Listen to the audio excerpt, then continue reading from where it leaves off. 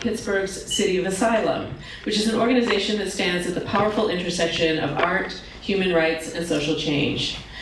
Founded in 2004, so 21 years ago, by Henry and his wife Diane Samuels, City of Asylum began with a bold and compassionate mission to provide sanctuary to writers who have been persecuted in their home countries for their words, their ideas, and their courage to speak truth to power.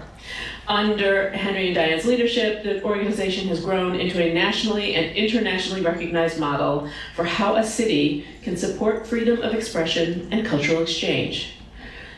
What began as a single house offering refuge to one exiled writer has since grown into a thriving cultural institution, and it also anchors a vibrant literary and arts community on Pittsburgh's North Side. City of Asylum embodies many of the very issues this Arts and Society Network aims to explore: the role of art in fostering dialogue, protecting freedom of expression, and building inclusive communities. Through residencies, performances, public programming, and a deep commitment to cultural exchange, Henry and his team have redefined what it means for a city to support artists, not just as creatives, but as agents of change. Henry's work reminds us that the arts are not a luxury, but a necessity in the fight for justice and the preservation for human dignity. So please join me in giving a warm welcome to Henry Reese.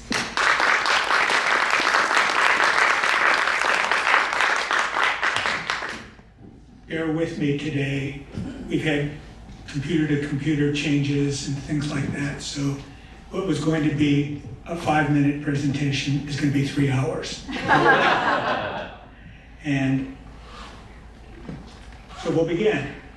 By now, you may have heard Pittsburgh described as the city of bridges so many times that you actually believe it. Well, I'm here to talk about human bridges today, bridge building and getting people to cross those bridges. Usually I just show what City of Asylum has done with a smattering of why. Today I'm going to begin with a personal story, about 10 minutes, of how I benefited from teachers and lessons in hospitality, reading, and pluralism that were predicate to City of Asylum. This is a kind of homage to all of you. What you do as teachers does matter, and it's impacted me, and it's changed my life, and it's why this organization exists. I'll then take an interlude, about 8 minutes, maybe today 20, to present the conceptual foundation of City of Asylum, and follow it with a narrative about 20 minutes about how City of Asylum has evolved in its relationship to hospitality, language, feedback loops, and democracy. That'll leave about 20 minutes or so for conversation and questions. Bear with me at the beginning while I get the hang of this. As a reference point, I'd like to begin with a working definition of hospitality and another one of democracy. And these are up there, I'm not going to read them. You can read as well as I do.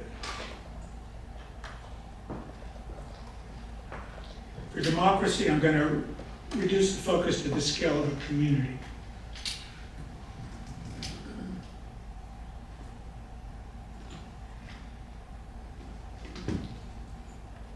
Are these advancing? No. Okay, there's hospitality, sorry.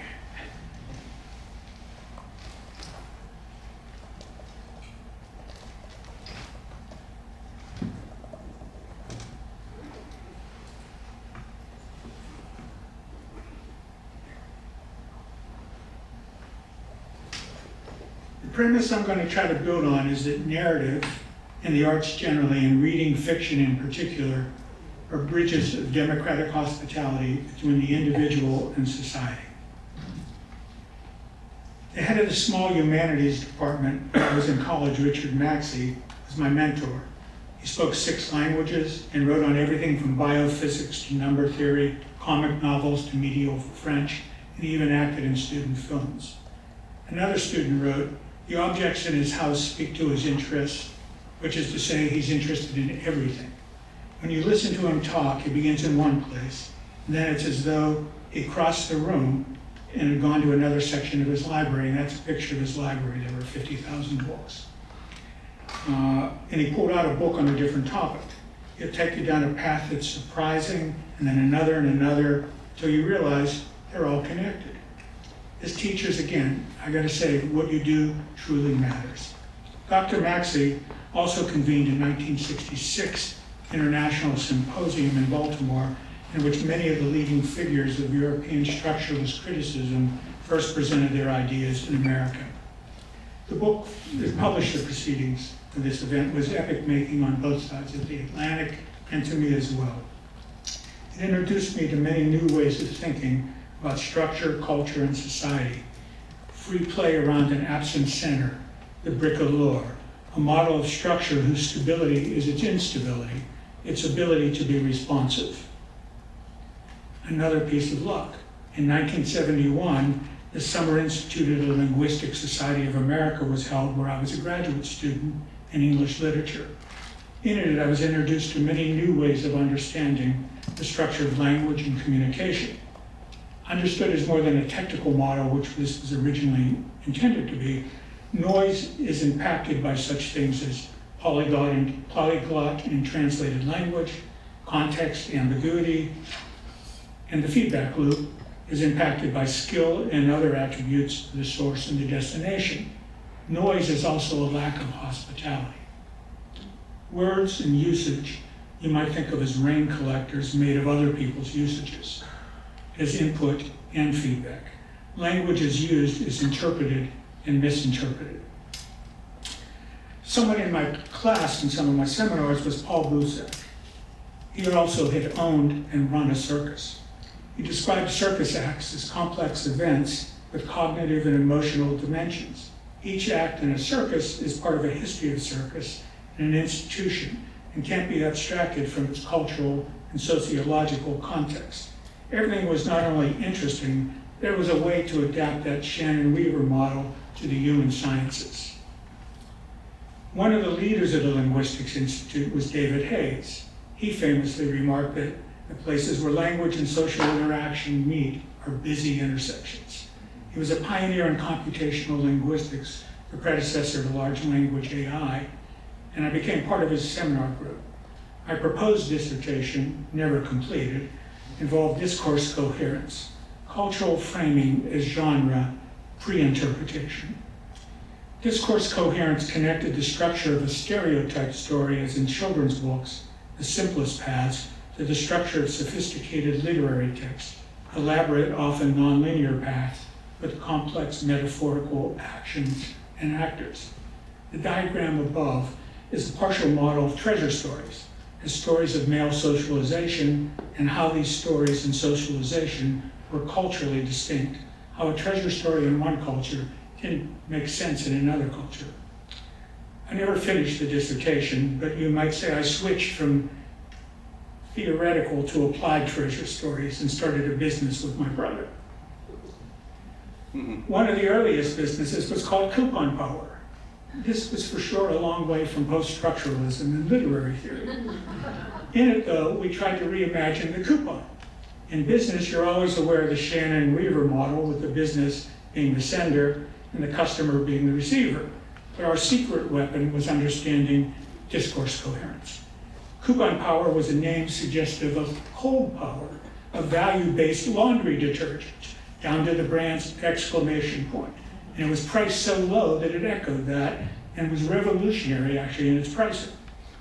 Squeezing multiple non-competitive merchants onto the same coupon was the breakthrough that made the manufacturing cheap, but it also emphasized to buyers they weren't paying for coupons they couldn't use, because they would pick the location closest to their home, which also said to merchants they're not getting customers who are traveling a long way just to save a buck. And the bright oversaturated colors on the coated paper just said cheap fun. The 24 karat was exactly the opposite, a controlled circulation, upscale publication. And I'm not going to talk about it other than to say everything truly is interesting. And then I got a call from without. In addition to treasure stories, business brought me to Applied Heidegger. We started a telemarketing business for nonprofits involved in social change. It sounds like a joke, but imagine that the goal of a telemarketing call is a beckoning, a call about responsibility to an important issue. Thinking about telemarketing calls and direct mail letters as genre, as part of discourse coherence, allowed us to de-stereotype the genre. Usually appeals for money. And think about a nonprofit's relationship to its potential supporters from the perspective of mission and time. As a problem of discourse coherence. So if, for example, MAD, Rise Against Drunk Driving's purpose was to change behavior and laws related to drinking and driving, the challenge was to integrate people into your mission to try to, in the long term, get them and to sustain the offer. You had to change laws and keep people from drinking and driving. So you had to structure also the financing and the contracts to match this. So it truly, when I say discourse coherence, I mean the whole embodied relationship. I'll skip a lot of the details, but for example, in Mad's case, you received a branded and weather-resistant red ribbon to put on your car's antenna, localized newsletters, and Mothers Against Drunk Driving cookbooks with little messages on every page. The goal was to make the act of donating into an act of volunteering and participating in the mission, and to bring it into your home to make you part of their MAD family. Our competitors, on the other hand, approached all this as transactions and money. And now that call from without came again. Diane Samuels, my wife, visual artist, who also taught here at Carnegie Mellon in the Fine Arts Department.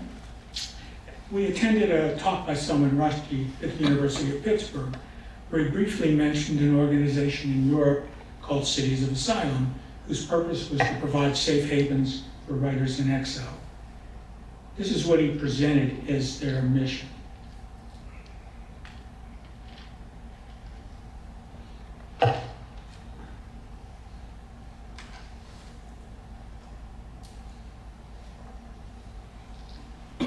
We purchased and renovated a former crack house a few doors from where we live on Samsonia Way on the north side of Pittsburgh, and we're renting it out. We wrote City of Asylum in Europe about starting a program here using the house for an exiled writer. We organized a group of neighbors, friends, writers, heads of some of the institutions like libraries, to personally commit to providing the equivalent of government support that was in Europe to a writer here for 2 years. This would give us time to build longer-term support. This is what I call an interlude here, where I'm going to gas on for maybe 6-8 minutes to talk a little bit about the theoretical framework of what we do. I'm going to talk about values, hospitality, and democracy. In the keynote address that launched the European Network in 1996, Jacques Derrida spoke of hospitality as a foundational value of the Cities of Asylum. He posited they were a utopian vision of hospitality, a moral agency in tension with the laws of the state, which regulate and limit asylum. However, Cities of Asylum themselves, he added, existed in self-conflict in limiting hospitality and exercising unilateral power. The International Cities of Refuge Network, ICORN, has attempted to deal with this conflict of limits by being clear about them. It's a long-term, temporary residency program. It offers 2 years of hosting, the term limit being a way for cities also there to be sustainable. The practical response by ICORN cities is analogous to those state limits, and it contravenes in some ways the role in the terminology in Europe I find really difficult as a guest writer. It just echoes back to too many phrases. The term limit is proven to be an ongoing source of fear, actually, by the writers, reducing the program to sort of a temporary reprieve. When we started City of Asylum in Pittsburgh, we also had a 2-year limit on residencies, but our funding was from the community rather than government. Not so much out of intention, but really out of necessity. And this turned out to be all the difference in the world. Before explaining why it made such a difference, I'd like to read an excerpt from a blog that I wrote many years ago when I was asked why I had given up business to become a volunteer at the City of Asylum in Pittsburgh. Hopefully it will suggest a linkage relating hospitality, reading, and democracy. At the invitation of my mentor, Richard Maxey, the psychoanalyst Jacques Lacan delivered a paper in the 1966 symposium in Baltimore that was later published in the book. The essay is called, or the speech, of structure as an inmixing of otherness, prerequisite to any subject whatsoever. So I take this as free rein to misinterpret it. In the paper, Lacan wrote, many people talk nowadays about messages everywhere. Inside the organism, a hormone is a message. A beam of light to obtain teleguidance to a plane from a satellite is a message, and so on. But the message of language is absolutely different. The message, our message, in all cases, comes from the other. The unconscious, he continued, is a thinking with words, with thoughts that escape your vigilance, your state of watchfulness. The question of vigilance is important. It's as if a demon plays a game with your watchfulness. Now, what I took from this is that each of us harbors a displaced writer within, irrepressibly writing the most piquantly personalized texts. We all have an authority problem. No matter how hard we try, we cannot impose our will on this writer within. The demon eludes the censors. Identity is, in a way, an illusion that masks our essential hybridism. A locus for dialogue internally. Language, others disembodied in that language and re-embodied, Osiris-like, in our brains, is the source of the struggle for joy that sustains the meaning of life. Lacan was a psychiatrist speaking of joy. Whitman, the great American poet of self, said much the same thing in his great poem of democracy.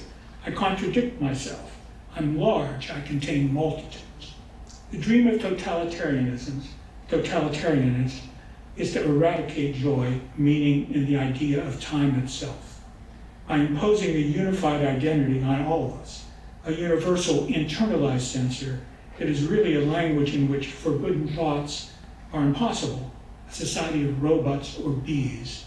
Democracy, by contrast, involves negotiating our symbolic inner diversity with the diversity of society. And the negotiation is most effectively done through the language that connects the inner, the individual, and the outer society. Democracy is a government in a society hospitable to the stories of others. Reading a story is like taking a guest into your imagination, a true act of hospitality. Researchers at the University of Toronto found that reading narrative fiction creates experiences of empathy in readers that are different than reading nonfiction. And fiction readers have a higher tolerance for ambiguity and more tolerant of other points of view, very consistent with democracy. I suspect that this is true of engagement with the arts generally, but reading requires active participation. It stops when you quit paying attention. On the other hand, presenting arts offer unique opportunities to create actual social interaction in the context of a personal artistic experience. The arts in general are how we externalize our internal dialogue to create that joy and that meaning that we referenced earlier. Operating directly in the stuff of the demons of watchfulness, and with a long shelf life, literary writers are typically the first artists to be targeted for persecution. In many ways, censorship of literary writers is the canary in the coal mine of democracy. Now I'd like to speak more specifically about City of Asylum, what we do, and how it relates to this outline and how it's evolved. A lot of pictures now. But we'll begin with words. Our first mission statement was similar to those in Europe. What differed was the source of funding and our ongoing use of a dedicated house in the community rather than fluctuating rental agreements. So how does all this theory translate to what we actually do? The first writer in the City of Asylum was the Chinese poet Wang Zhang. To celebrate his freedom to create and to be public and to establish his presence as a writer in Pittsburgh, he painted calligraphies of his poems on the facade of City of Asylum's residency house. When I was taking these photos, and you can see my bald head there in the red vest, a group of schoolgirls was walking down Sansoni Way, the street there. They looked up and asked, "What's he doing?"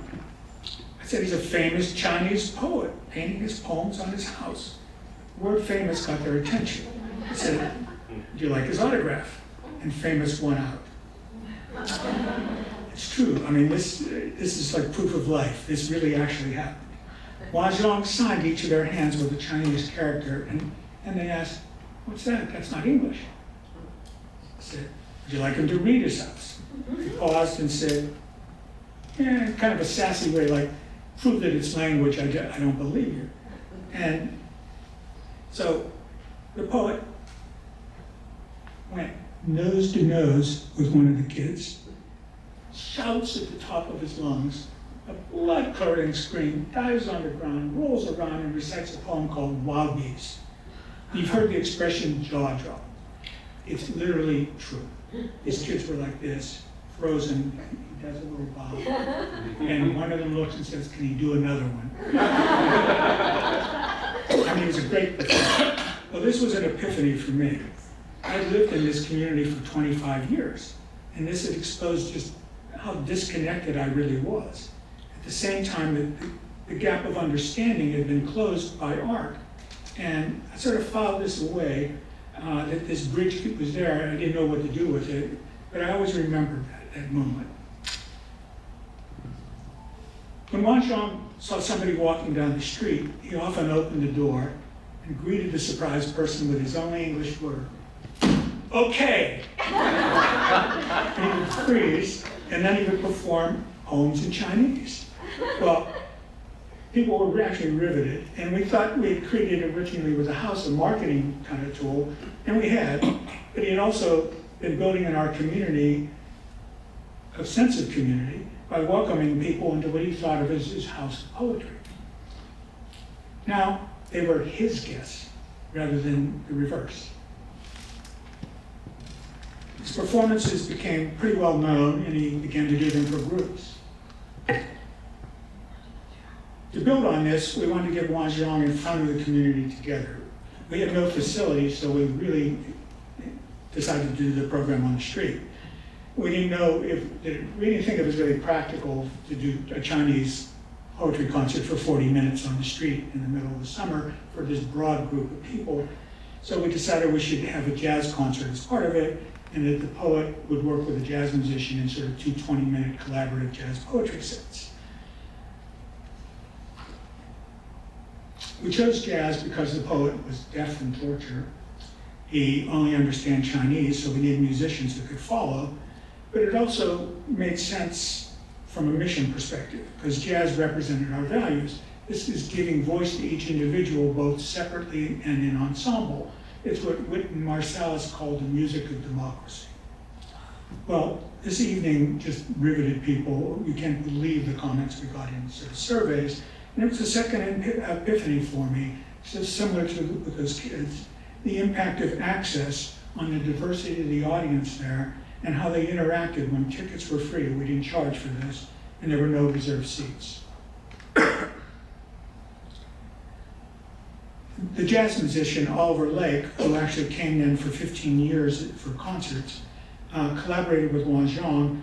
He read one of his own poems, and it was like a reprise of Everything is Interesting and Connected. That's one of his poems, all on the same plate. So we knew we had the right guy. We invited a new writer to succeed Wang Zhong in anticipation of his leaving the program after 2 years, but it became apparent that 2 years really wasn't enough time to allow a safe exit to become independent. The poet was a neighbor in our community. Now all of a sudden, you can't just toss him out and say good luck. So we changed the program and allowed writers to stay in their homes as long as they needed to until they become independent and make decisions from a point of view of stability rather than pivoting from emergency to emergency. This is very different than our ICORN peers in Europe, and it's because we were funded by community. We could make independent decisions rather than government, which has rules.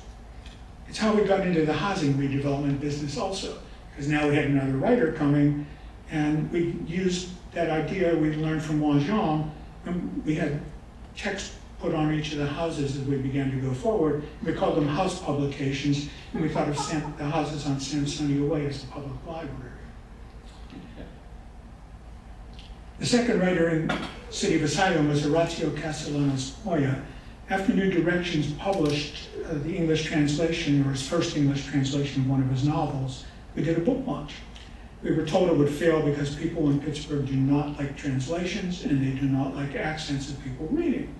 Well, in fact, we ended up doing 2 nights with this. It was so popular. The reading was free. We had no facility, so it was held in our house. That's our house there. And it included food and wine and socializing. This was the origin of our literary programming, and we eventually held 70 programs in our house until we had a facility. As always, the theme was hospitality, whether to other languages in the form of books, in translation, or the salon-like setting. The organization changed its mission slightly. Because of these programming experiences, we kind of switched more to advocating on issues pertinent to our mission. Jazz poetry evolved also each year, and the audiences grew bigger and bigger. Poetry lovers were exposed to jazz, jazz to poetry. We presented a different vision of what home was in Pittsburgh. The city's population here for a long time has been 4% born outside the US. The difference we brought was very much recognized. In 2008, we were selected for a keynote commission to celebrate the city's 250th anniversary, and we featured 9 poets, 7 languages, and 9 musicians. The city was trying to make change. A neighbor came to us with the idea for writers in the gardens in neighborhood homes. Another neighbor, seeing the increase and the impact of programming, came to us with the idea of creating a facility where there had been a nuisance bar. We acquired the properties, and we began to program under a tent in front of the future site. Another neighbor came to us, you can see a theme here, with an idea for the same location, an annual all-day Hyde Park corner for poets, writers, and neighbors to read their favorite texts. During jazz poetry, we began to incorporate kind of serious goofiness into text. Magicians, circus acts like jugglers, and tightrope walkers. This is technical handoff. Suppose you've got to go through the feeling of being lost into the chaos and beyond. You've got to accept the loneliness, the wild panic of losing your moorings, the vertiginous terror of the horizon spinning round and round like the edge of a coin tossed in the air. You won't do it. Most of you won't do it. The world's head laundry is pretty good at washing brains. Don't jump off that cliff, don't walk through that door, don't step into that waterfall, don't take that chance, don't step across that line, don't ruffle my sensitivities, I'm warning you now, don't make me mad, you're doing it, you're making me mad. But just imagine you did it. You stepped off the edge of the earth, or through a fatal waterfall, and there it was, the magic valley at the end of the universe. The blessed kingdom of the air. Great music everywhere. You breathe the... So the circus returned. Connecting people from various places and allowing multiple integrations into these experiences proved to be quite valuable. And as I said, we did it in many ways. And it hadn't been for exposure, I would say, early on, to people in classes talking about circuses and all sorts of things, being part of a network of reinforcement of how to communicate. We never would have done this. Oops.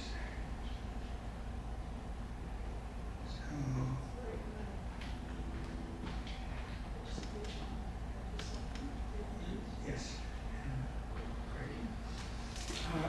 We began now to plan for that facility that I mentioned, and our mission was refocused on building community rather than advocacy.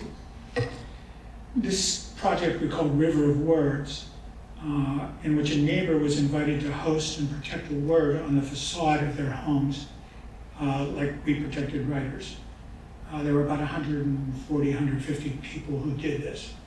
Now, part of our community is in a historic district, and I got a letter pretty quickly from the Historic Review Commission instructing us to take the words down. People were invited by the city to file individual applications to keep their words, each person to give the city $100 and to spend a few hours at a hearing. Our community association wrote the Historic Review Commission saying, no, we won't take down our words. Our neighborhood historic association said no. A journalist wrote an article in the main paper who had a word said no. And a lawyer in our community who had a word on his house volunteered to be the test case and fight the commission. He won, and the words are still there 10 years later. All this is done without any involvement by City of Asylum. The protection of these endangered words by our neighbors is among the most thrilling experiences I've had with City of Asylum, and very salient, I think, to the topic of hospitality and democracy, when people put these words on their homes and protect it.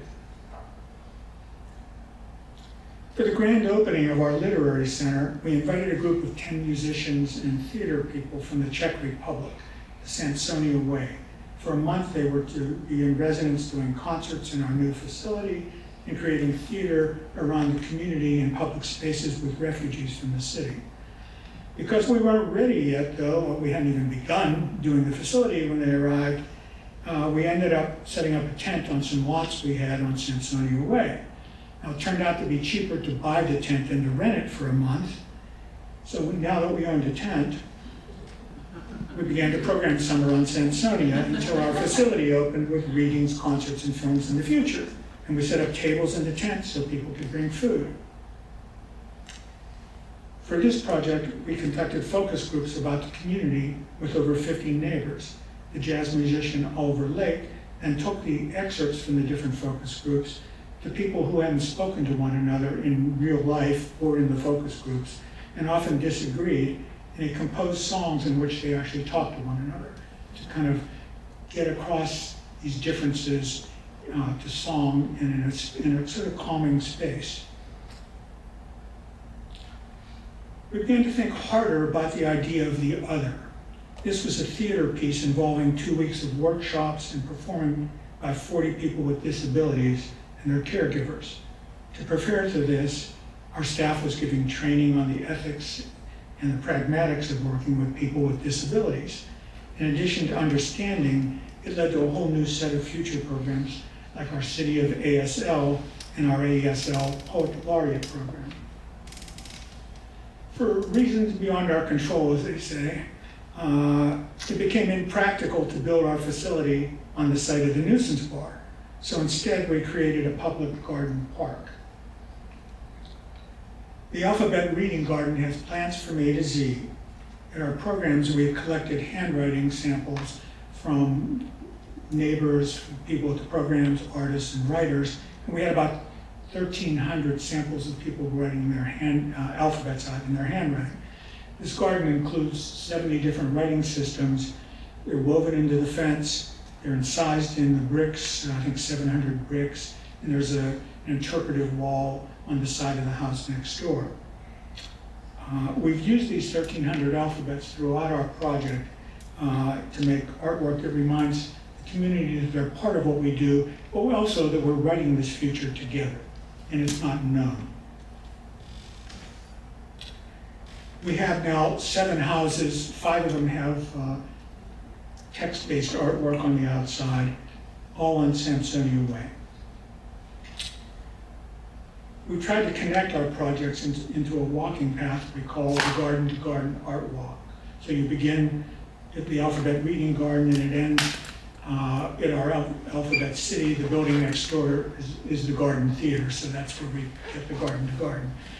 You'll see this if you come to dinner tonight.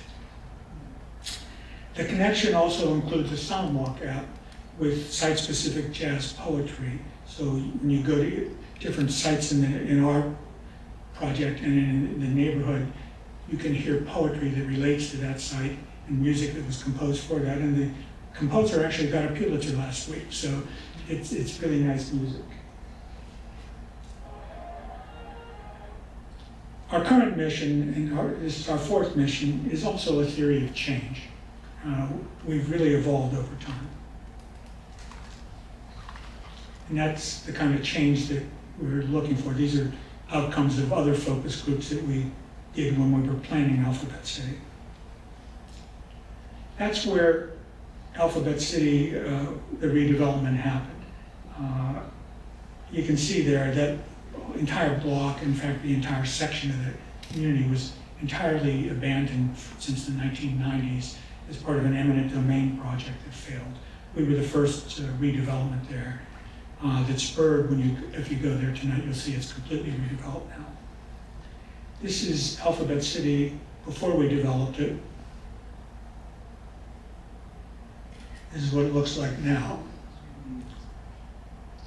Hospitality is the core value of the redevelopment and the operation. What I learned from my teachers and in business has been important to City of Asylum and Alphabet City. These are really simple goals. The goal was to create a space that's welcoming and borderless.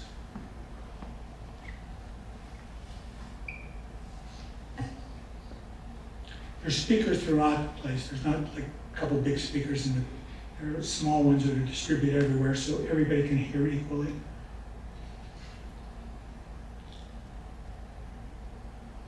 Again, the community handwriting appears everywhere.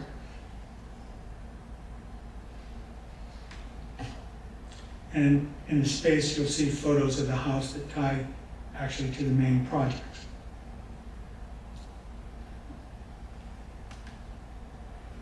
When I speak about fluidity, this is what I mean.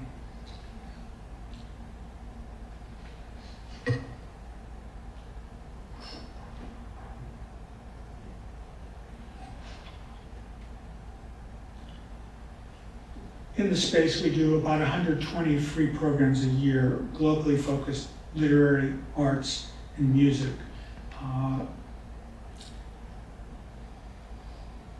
In our programming operations, we're focused on removing barriers to access to the art and to one another.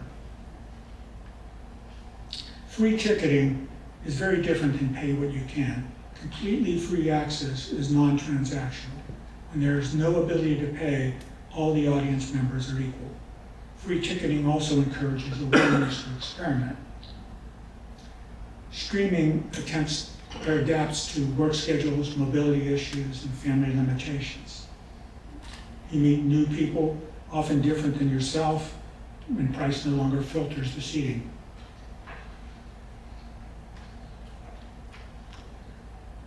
Over 400 writers and artists perform every year, about 50% racial and ethnic minorities, 20% international, and 50% women and non-binary.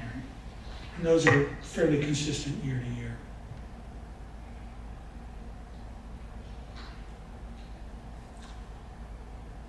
That's the big question.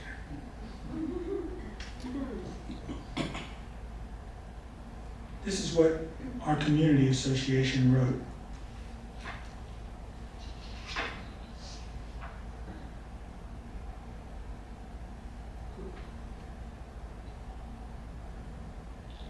Our mission and the programs are consistently rated highly. I mean, this is all cut off sort of to a fairly high rating, but on a scale of 5, you can see it's consistently like 4.7, 4.8 year to year. The audiences are more representative than our population and much more representative than national populations when using a measure that the SMU Data Arts called audience sort of representation. So it's a percentage of the audience compared to the percentage of the population. After people leave programs, they're more understanding and engaged with one another. They say they met someone new, the programs impacted them.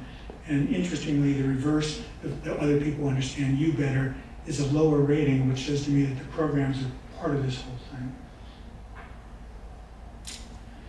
To return to where we began, democracy.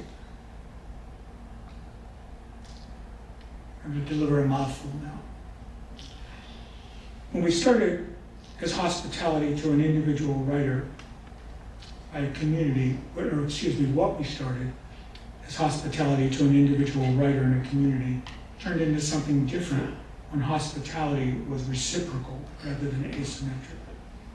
City of Asylum has become a bridge between ethically based, unconditioned hospitality over on the right, what might call levination, the idea of being completely responsible to an individual and being captive to that, and justice-based hospitality, which is that I talked about at the beginning, the rules of society, the laws of asylum.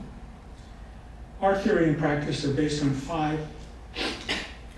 are based on the common structure of individuals in society as one rooted in hybridity, the language in individuals and the government of democracy in society. There are in many ways two sides of the same coin, as I've tried to kind of show.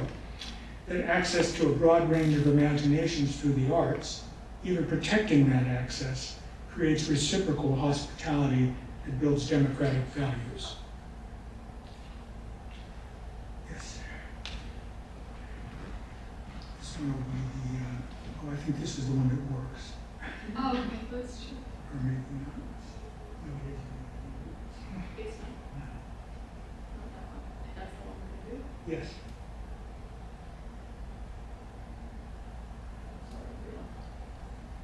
Okay, so 1, 2, 3, Literature is a solitary art. Each of those has a name Writers on the are plaque. consequently weak and vulnerable to attack. The spontaneity of their imagination is their only weapon, and this is seen as endangered by intolerant minds for the simple reason that it enables the world to be reinterpreted, created anew. That's at one of our jazz poetry concerts. That's the broad selection of the public, close to 1,000 people participating in that. And that's something we do now on a regular basis to remind people of the connection between what they're seeing and experiencing and what it actually means. So we began by protecting a single, this is the one that works, I think. I think to see what Pittsburgh looks like through Chinese This is where we eyes, began. I think will be extremely interesting. We look forward to the first Chinese novel of Pittsburgh.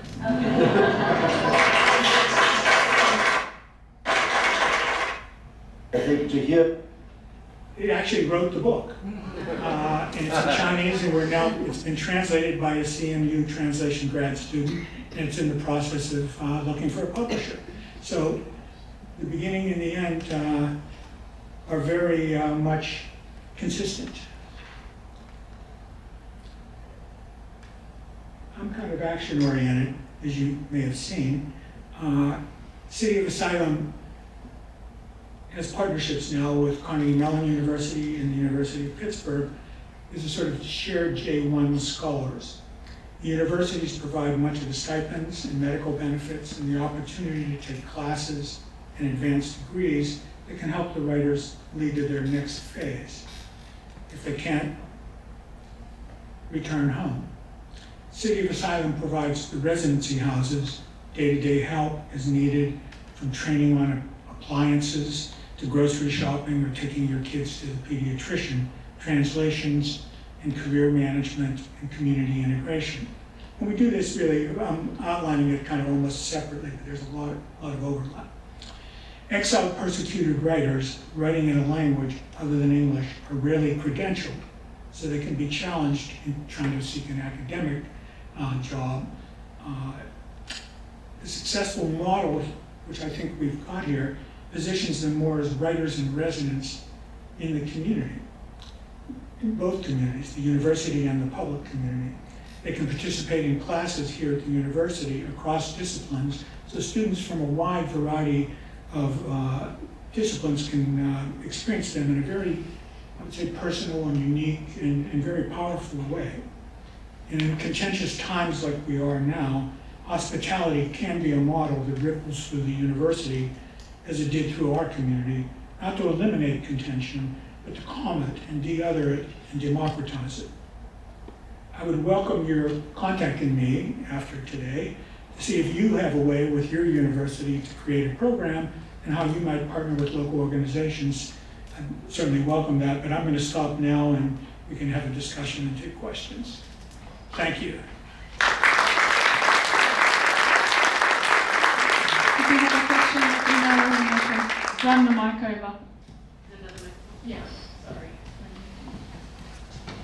Did I see a hand at all? Come on, don't be shy.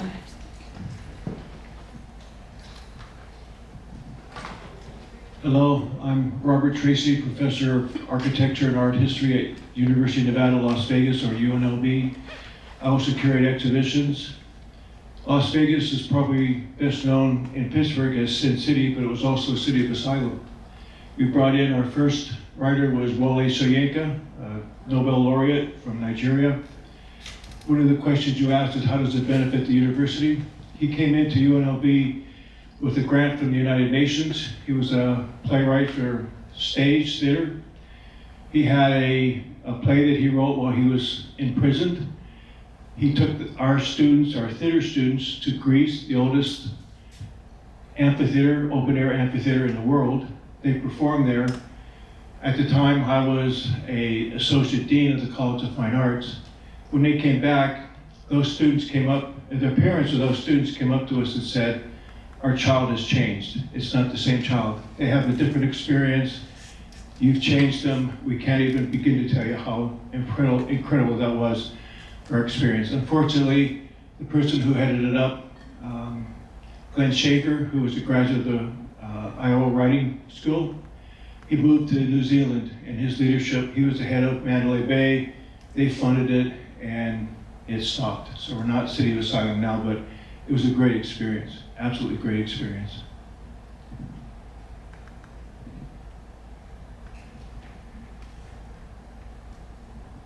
Good morning, thank you for this lovely presentation.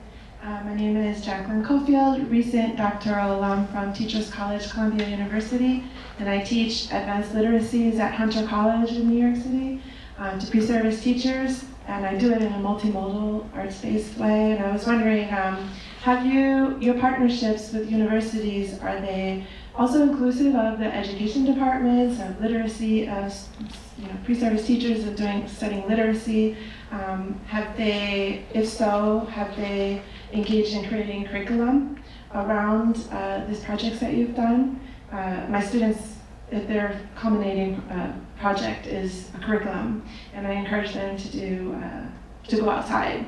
And so I was loving this project, and I was just wondering if you've engaged with K-12. We work occasionally with public schools here, but it's a very difficult scheduling and arranging it. And we work with public schools occasionally, charter schools.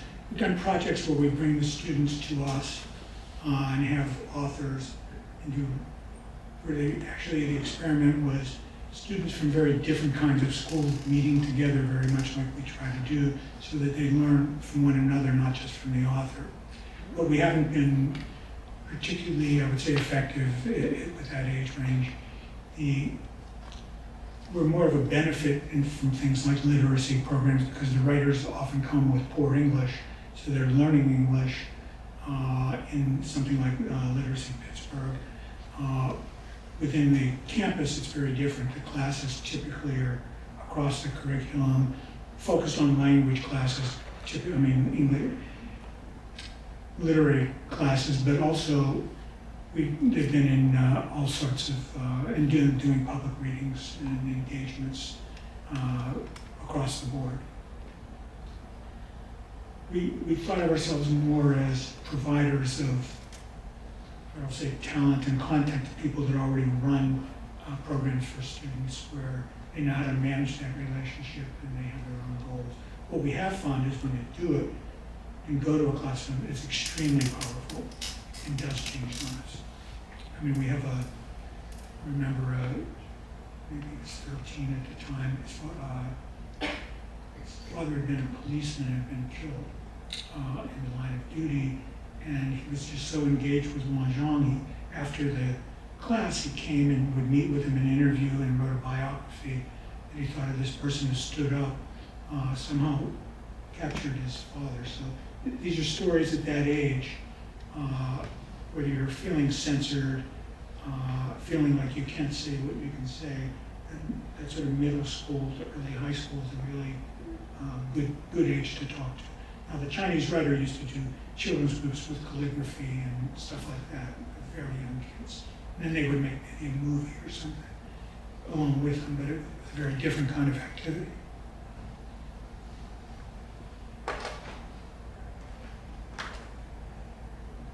Thank you, Henry. That was amazing to see all of this organization for a long time.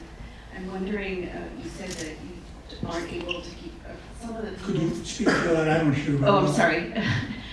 You said that you extended the stay for many of the writers over 2 years, and I wondered if you could tell us a little bit about where some of them have gone after their 2 years, or how you've extended it and where they are now. Yeah, thank you. Each person is a person. And ironically, the person who was here, I would say the longest in residence, 7 years, is now a tenured faculty member at the University of Iowa in writing. So it is very different. Now, a terrible case in a way now, one of the writers from Burma has been working at Radio Free Asia for many years, and now with all that's going on with the government, she and her son, who both work there, are out of a job. So now she's in a position of trying to rethink where her life has gone. But the careers have been all over the place. And it depends on whether you have a spouse and who, what your traditional way of even earning a living. But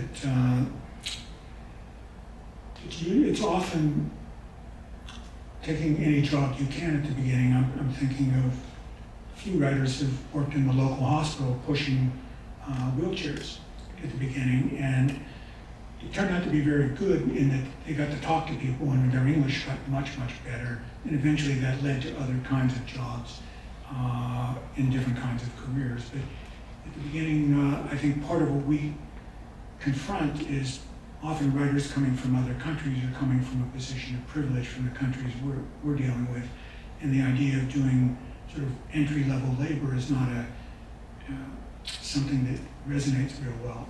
And you've lost your identity as a writer to start with. So restoring that is the first thing we try to do, and now trying to kind of balance that with exit can be very difficult. And then if you take, say, a single mother with 2 children, it becomes even more difficult because you've got lots of family complications.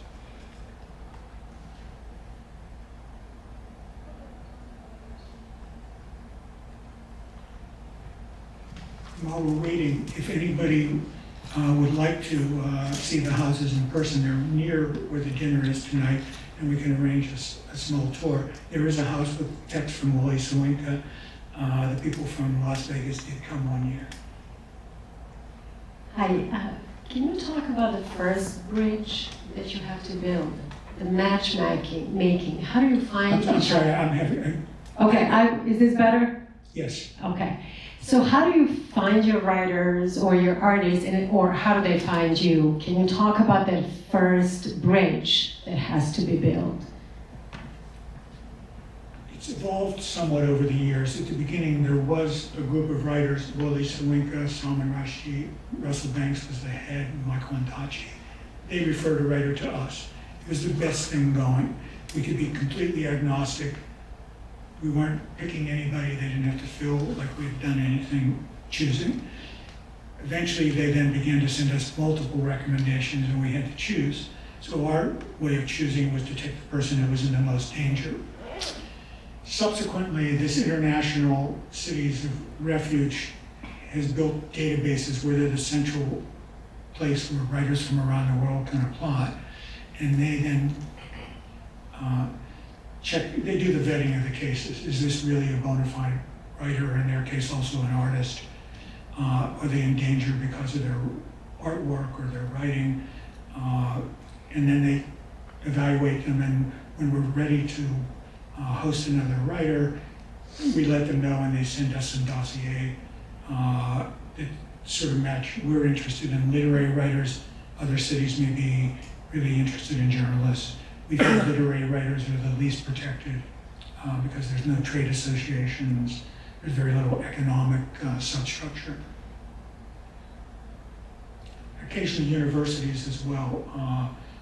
Harvard has a really strong one-year program. Brown sometimes does. So when people are leaving that, we may get calls, can you help? All right, could you all join me in thanking Henry? Thank you.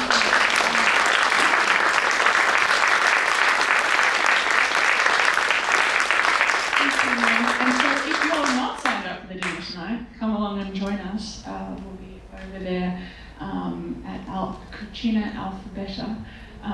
My coffee hasn't kicked in yet. So come and sign up with me at the registration desk. A few other housekeeping things. If you haven't signed up for the case study, come and do that. We will be meeting after the sessions end at the registration desk at 2:55, 3 o'clock, and then we'll split into our groups and go down to the buses so that we don't get lost. We have watercolors set up in the other room that are linked to your presentation that is happening afterwards, so come and participate in that. It's now until the end of lunch, so feel free to come and do that as well. And I'm sure I'm forgetting something, but come and ask me any questions if you have them. Oh, the thing I'm forgetting, I remembered just now. Sarah is set up next to me here at the registration desk with the some like t-shirts and things from the National Opera House, which is one of our case study locations this afternoon. Go and talk to Sarah, and she has a presentation today too about the National Opera House and the project that she's doing. So coffee, workshops, posters, let's all have fun now.